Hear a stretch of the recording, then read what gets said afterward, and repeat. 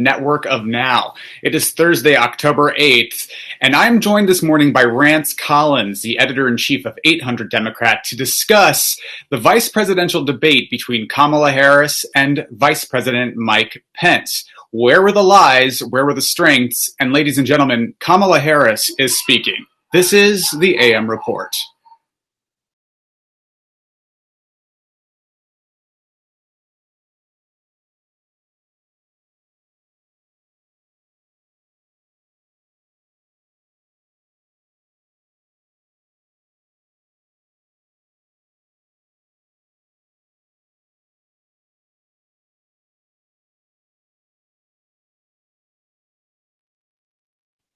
Thank you, everybody, for joining the AM Report this morning. I'd like to welcome my guest, Rance Collins. He's the editor-in-chief of 800 Democrat, and he is with us live this morning to discuss the vice presidential debate between Kamala Harris and Mike Pence last night, and what a night it was. How are you doing this morning, Rance?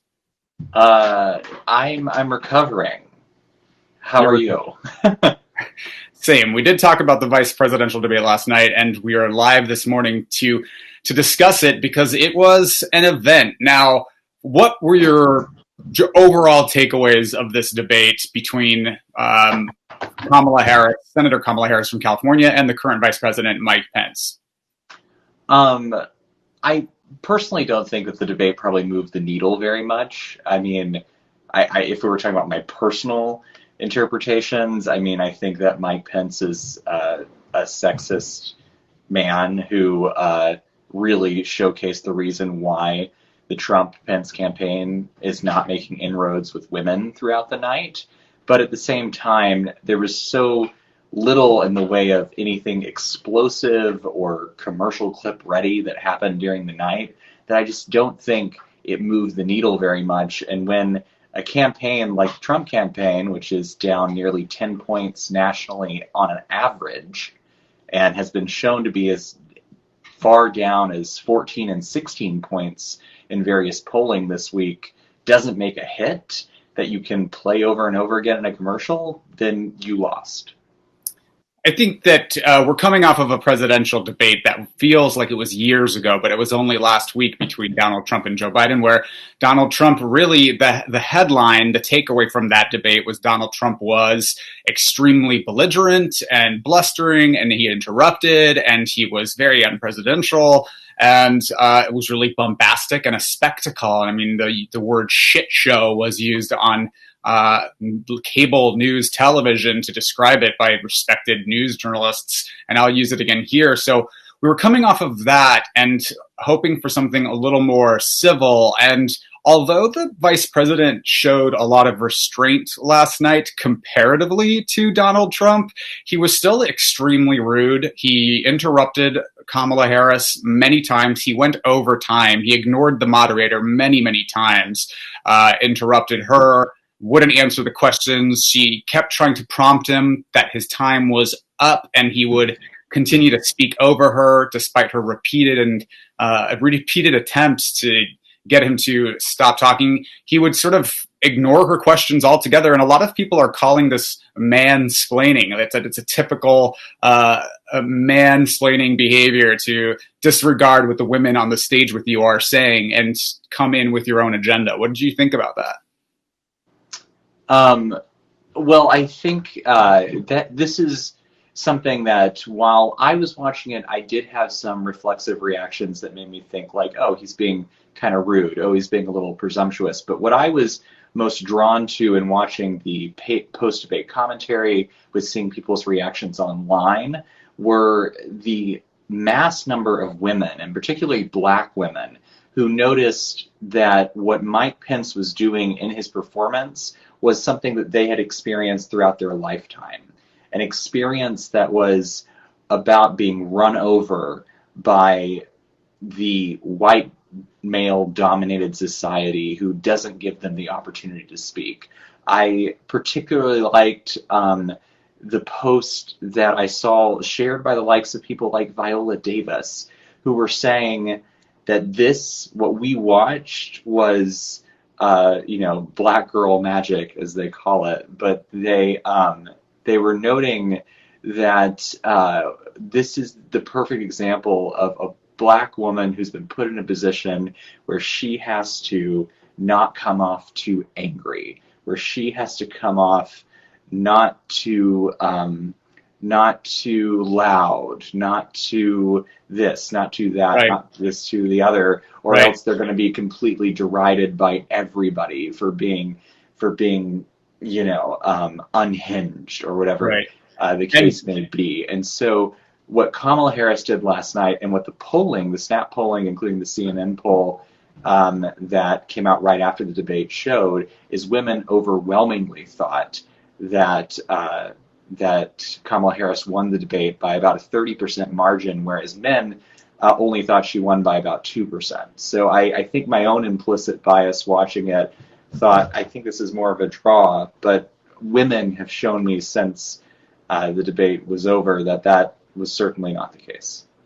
right, and we do have a supercut that was done by a Twitter user by the name of Dylan Reeve of Kamala Harris and the insane, amount of interruptions that came from the vice president, including her really kind of a meme-worthy line of the night, which was Mr. Vice President, I'm speaking.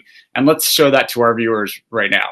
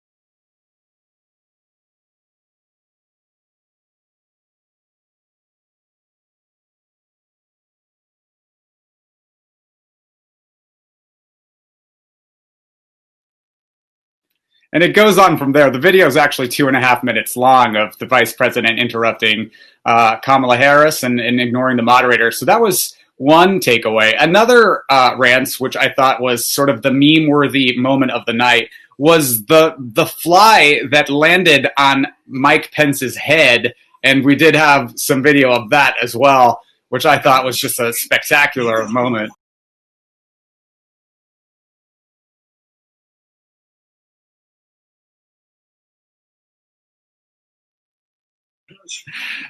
So that was sort of a funny moment, and the Biden campaign did purchase flywillvote.com. But let's talk about some of the substance that came up on this debate last night. So, what were the big takeaways for you in terms of substance about what you heard from the vice presidential debate last night? Um, well, I mean, the only ounce of substance that I saw was coming from the Harris side of the debate, because Mike Pence spent most of his time lying about the record that he and Trump had as leaders of our country, from everything from his interpretation of the economy to the way that he says they responded to the coronavirus. Very little of what he said, if anything, perhaps outside of the words the and were correct. Kamala Harris, by contrast, did a great job, I thought, explaining in layman's terms exactly what she and Joe Biden were going to do for our country, including how they would handle the pandemic in contrast to Donald Trump and Mike Pence, and how they would provide more jobs for America, how they would handle, in particular, I thought one of her strongest moments of the night would be how they would handle the mass amount of violence that we have seen against Black Americans, and how they would respond by reforming the criminal justice and the police system. So I thought I thought she did a great job speaking to specific issues in really concise, digestible ways that I think Americans respond to. And here's one of those moments. This is a moment where Kamala Harris, and she did this a lot over the evening, she looked right to camera, and if her job last night was to connect to American voters and level with them, I thought she did that. And on one of those moments was when she was discussing the pre-existing conditions protections that are created in the that were protected in the Affordable Care Act, and this is her moment.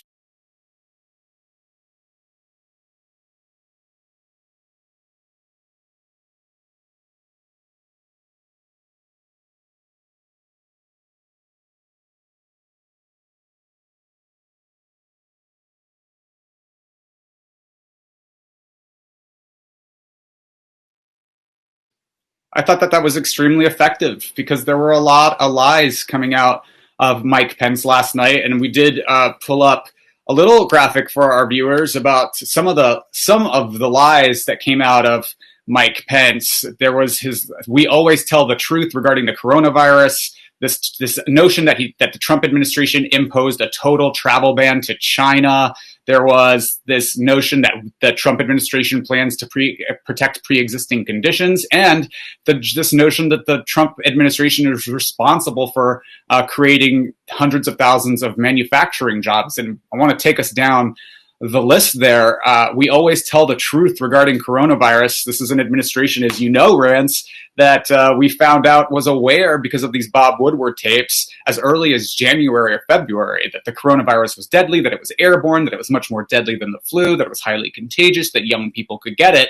And they lied to the American people until those tapes were released just over a month ago, and resulted in 210,000 losses of American life. There was this notion that the Trump administration imposed a total travel ban to China, which we know is not true. Tens of thousands of people were still traveling to and from China after this supposed travel ban. And the data suggests that the American coronavirus outbreak originated because of travel from Europe. We know that now because of reporting. This notion that the Trump administration will protect pre-existing conditions is a lie. We know that right after the election, the Trump administration is taking up the Affordable Care Act before the Supreme Court and is supporting its total repeal. And those pre-existing conditions protections are included in the Affordable Care Act, and there's nothing to replace it. And then, of course, there's 164,000 net losses of manufacturing jobs under the Trump administration. That's just a small list of the lies. Did you peg anything as being particularly outrageous in terms of the lies that came out of Mike Pence? Well, I think the interesting thing about Mike Pence is that he is almost like that person they throw out to try to take the absolutely ridiculous thing that Trump is saying and make it into somehow something that can be put on a book on tape and people won't think it's weird. And last night he kept going back to the fact that even though 210,000 Americans have died of this virus, and experts say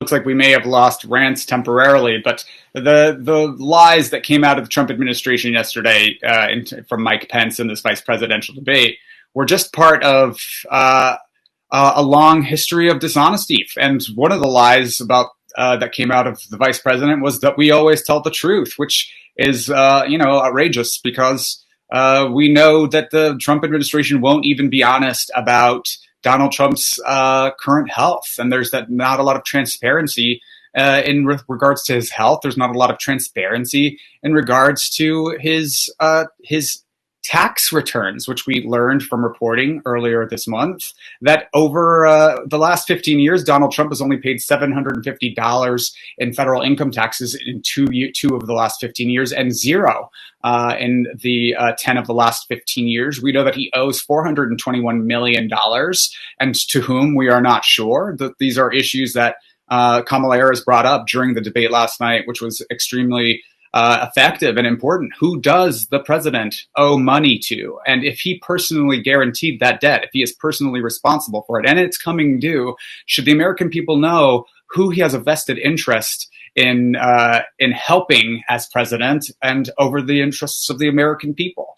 And some of the aftermath of this debate has been particularly troubling. So here is Donald Trump this morning on Fox News talking about the debate and calling Kamala Harris a monster. And I want to play that for you now.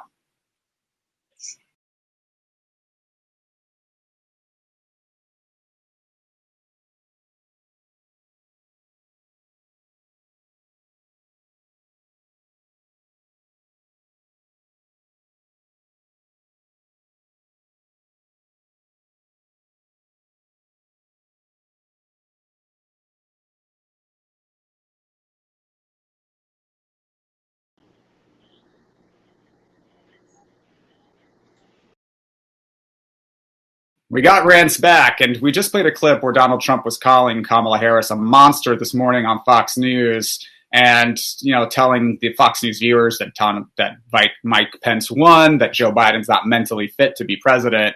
What are you noticing about the aftermath of the debate in terms of the responses and the reactions?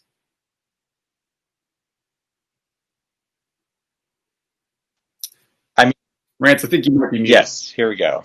Okay. I'm also hearing everything that you just said being repeated, so I don't know why that's happening.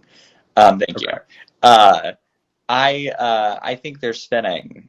Donald Trump is always spinning, trying to say, "Oh, he didn't do so well. Oh, he didn't do so hot." But I would like to speak really quickly to the point that I was making whenever my phone dropped out a minute ago.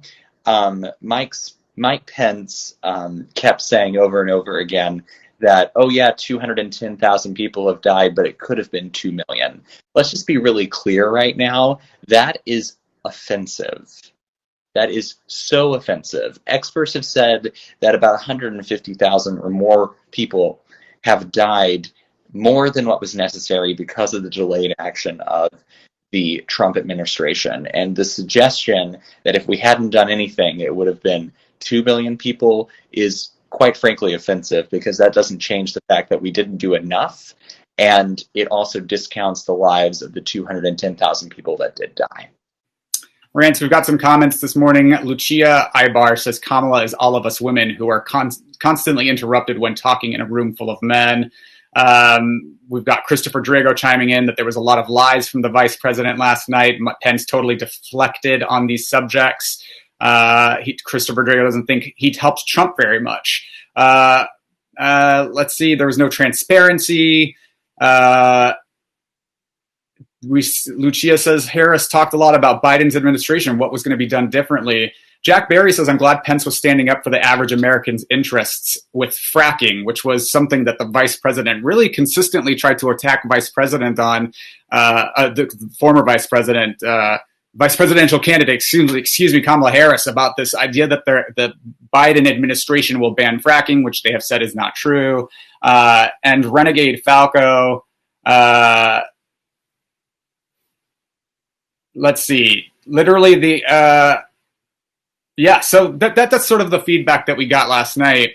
And this is a tweet that comes from a man named Harlan, and he's at Harlan on Twitter. He is a member of the Trump advisory board on the Trump campaign. He says Kamala Harris comes off as an insufferable lying bitch. Sorry, it's just true. And that, to me, is the most shocking to come out of a person who is a political commentator, much like you and me. He appears on Fox News quite a bit, and he's on the Trump campaign. This is a tweet coming out of somebody who works with the Trump campaign. Does this shock you, and is this appropriate? No, it does not shock me. What we have seen ever since Trump became the Republican nominee is the Republicans no longer feel the need to have any amount of decorum, because they have somebody at the top of their ticket, they have someone leading our nation that is completely fine with being as inappropriate and problematic and offensive as possible. So somebody in the Trump campaign calling Kamala Harris a bitch now doesn't even get airplay because it's nothing compared to what's spewing out of the president's mouth. We have normalized name calling in Donald Trump. I don't know. I still found it very shocking to hear a man refer to a vice presidential candidate as a lying, insufferable bitch. That's where we're at in 2020. This administration has normalized that is okay rhetoric to publicly speak about the first African American vice presidential candidate in American history on stage. And which was sort of even more troubling to me is that they acknowledged that historic fact as a part of the debate last night. And, we'll see what happens. So the presidential debate is scheduled to happen next week. Donald Trump has said this morning that he will not participate because his prognosis of COVID-19 has required the debate commission to change the format and move it into a virtual format. He does not agree with that. So we'll see. There's been a lot of inconsistency and contradiction coming out of the president. One day, one moment, he's saying that there will be no economic relief bill, and the next he's saying that the Congress should move forward with it. And I think it's likely that his steroidal medication that he's on is altering his mood quite a bit. So I want to thank Rance Collins for joining us this morning. He's the editor-in-chief of 800 Democrat. Rance, where can people find you? Where can people find 800 Democrat? You can find us at 800 Democrat, which is pretty much where I am tweeting and posting right now. So just find us at 800 Democrat on both Facebook and Twitter. Please follow us, guys. We are trying to pump up our numbers this week, and it would be super helpful if you gave us a follow. Thank you so much, Rance Collins. This has been the AM Report with Alex Mahajer for Haps News, the network of Now. We are live every weekday morning at 7:30 a.m. Pacific, 10:30 Eastern, with all of your quick political news and headlines. And we will be back tomorrow morning with Miranda Yaver on our weekly segment called What's on the Ballot with Miranda Yaver. And thank you so much for joining. We'll see you all tomorrow. If you like this content, if you want to sponsor it or support it, please consider sponsoring this content at haps.tv/@Alex Mahajer. Have a good morning, everybody.